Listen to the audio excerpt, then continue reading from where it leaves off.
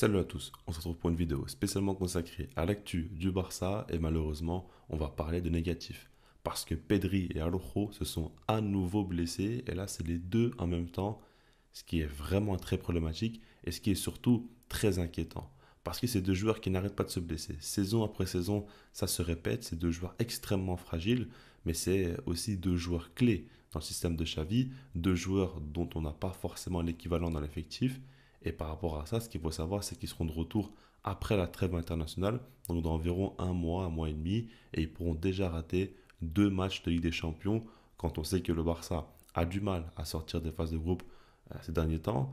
Ça fait peur, honnêtement, ça fait très très peur, et surtout, c'est des problèmes qui se répètent dont le Barça n'arrive pas à trouver les solutions.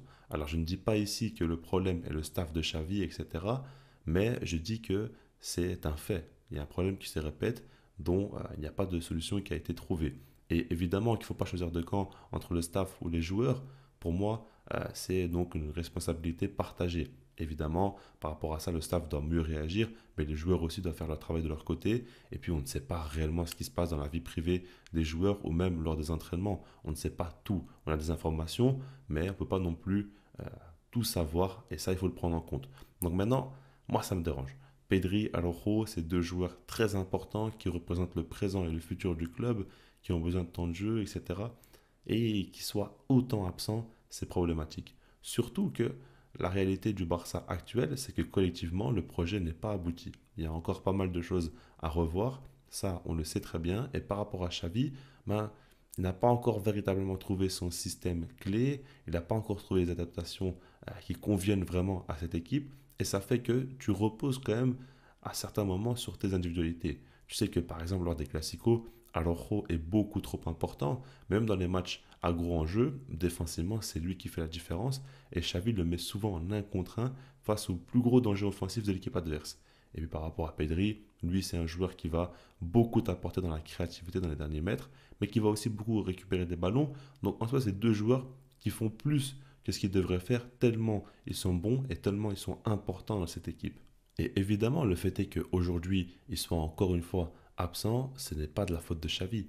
Enfin, on peut lui reprocher par exemple le fait est qu'il les fasse tout le temps jouer, on peut dire plusieurs choses, mais bon, en soi, c'est deux joueurs de top niveau qui sont très jeunes, encore heureux qu'ils les utilisent, donc moi, j'ai pas vraiment envie de lui reprocher ça. Par contre, ce que j'aimerais lui reprocher, c'est le fait est que tu as deux joueurs qui sont très fragiles, qui se blessent très souvent, mais tu n'arrives pas à trouver des plans B viables. En fait, dès qu'ils sont absents, tu vois que le Barça galère parce qu'il ne sait plus trop quoi faire. Alors, c'est vrai que la saison passée, il y a eu pas mal de blessés d'un coup, donc j'ai pas envie de prendre ça comme exemple, mais j'ai envie de parler du fait encore une fois que Xavi doit beaucoup plus diversifier ses systèmes et trouver d'autres solutions. Ne pas rester borné comme ça. Alors évidemment que là, par exemple, tu pourrais remplacer simplement Pedri par Gavi, parce que Gavi ne joue plus tant que ça, on va dire après ça qu'il y a des problèmes physiques, etc. Mais il est amené à être plus sur le banc cette saison. Donc tu pourrais voir ça de cet œil-là. Maintenant, est-ce que Pedri et Gavi ont les mêmes qualités? Je ne pense pas, pas exactement en tout cas. Et par rapport à ça, est-ce que tu pourrais pas tenter tout simplement un autre système, varier un petit peu et t'adapter plus à ton effectif? J'ai déjà dit dans ma dernière vidéo, mais Xavi, c'est un coach qui a beaucoup d'idées de jeu, qui sont claires dans sa tête et il veut y aller à fond dedans, malgré le fait que l'effectif ne soit pas totalement adapté à ce qu'il veuille faire. Et peut-être que c'est le cas aussi quand il y a des joueurs absents, ils n'arrivent pas forcément à compenser ce que les joueurs apportent par autre chose. Il va essayer de continuer à faire le même jeu et ça n'a pas fonctionné parce qu'il y a des manques en termes d'individualité. Et ça me dérange un petit peu du côté de Xavi. Maintenant, on va voir cette saison, peut-être que durant la pré-saison, il a préparé cela, il a anticipé et qui va nous surprendre dès maintenant. C'est tout ce que je souhaite. Mais je parle du principe où, ok, tu as de la malchance parce que quand même, tu as des joueurs qui se blessent très souvent. Maintenant, est-ce que c'est vraiment de la malchance? Parce que est-ce que dans leur vie privée, est-ce que c'est des gars qui font attention véritablement? Est-ce qu'ils s'entraînent vraiment bien? Est-ce que le staff est véritablement performant ou non? Ça, on peut prendre en compte. Mais est-ce que le coach aussi se prépare à ce genre de choses-là qui risquent d'arriver? Parce que c'est le cas très souvent, chaque saison, on voit ces gars-là se blesser. Donc, c'est pour vous dire qu'on doit voir cette chose-là de plusieurs angles différents. Et puis, par rapport à ceux qui disent que ça n'arrive qu'au Barça, bah, en réalité, c'est pas vrai. Cette saison, il y a beaucoup de top joueurs qui se sont blessés dans les gros clubs et on voit que c'est problématique pour beaucoup d'autres clubs que le Barça. Ça, il faut le prendre en compte. J'avais même fait une vidéo sur ma chaîne secondaire Footballcast. Pour ceux qui ne savent pas, j'ai une chaîne secondaire où je parle de plein de sujets. Et j'expliquais le fait est que cette saison, il y a eu pas mal de blessés et que l'UEFA est notamment responsable. Donc si jamais ça vous intéresse, je mettrai le lien de la vidéo en description.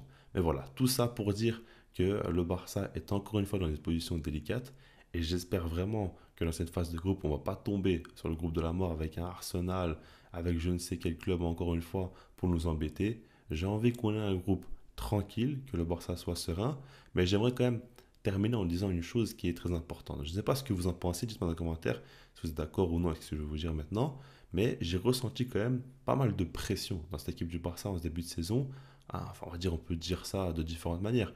Déjà, quand le Barça ne marque pas, a du mal à ouvrir le score, on voit que les joueurs se précipitent. Dès les 20-30 dernières minutes de jeu, on voit qu'ils se précipitent et qu'ils ne jouent plus véritablement leur football. Et puis même en dehors de ça, on voit que Xavi est très très nerveux, il a pris son carton rouge. Rafinha aussi a pris son carton rouge.